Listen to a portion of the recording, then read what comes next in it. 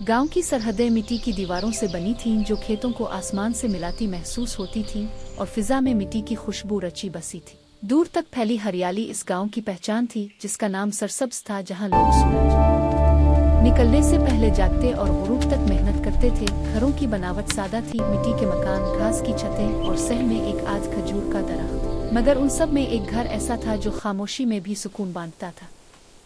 ना शोर ना हंगामा। इस घर में अहमद रहता था, जो खेतों का मालिक और घर का सरबरा था। इसकी बीवी फातिमा, जो घर की रौनक थी, और उसकी माँ आमना, जिन्हें सब अम्मा जी कहते थे। अहमद की शादी को 1 साल हो चुका था।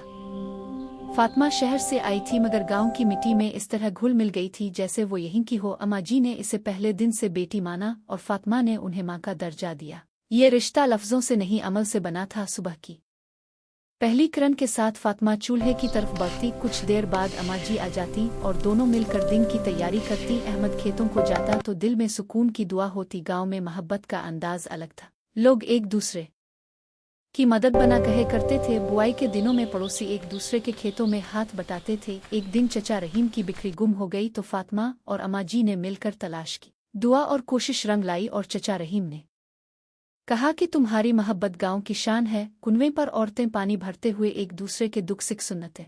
फातिमा अम्मा जी की तारीफ करती तो सबके चेहरों पर मुस्कुराहट आ जाती, क्योंकि वहां हसद नहीं, खुशी थी। मेले के दिन अहमद फातिमा और अम्मा जी को साथ ले गया, जहां बच्चों की हंसी और बड़ों की बातों में मोहब्बत बसी थी। अम्मा जी ने फातिमा के लिए चूड़ियां खरीदे और फातिमा ने अम्मा जी के लिए दुपट्टा। अहमद ये मंजर देखकर शुक्र अदा करता रहा।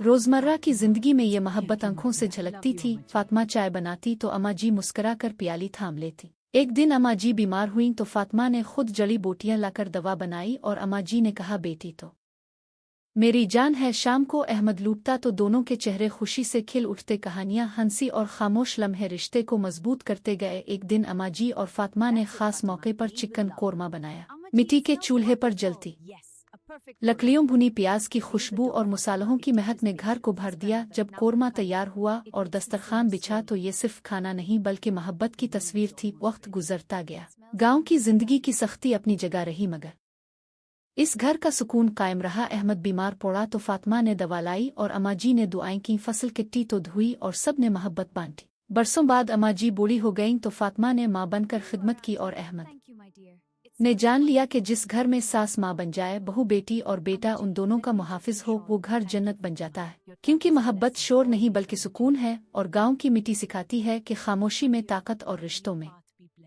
सब्र होता है, और ऐसी मोहब्बत हमेशा जिंदा रहती है।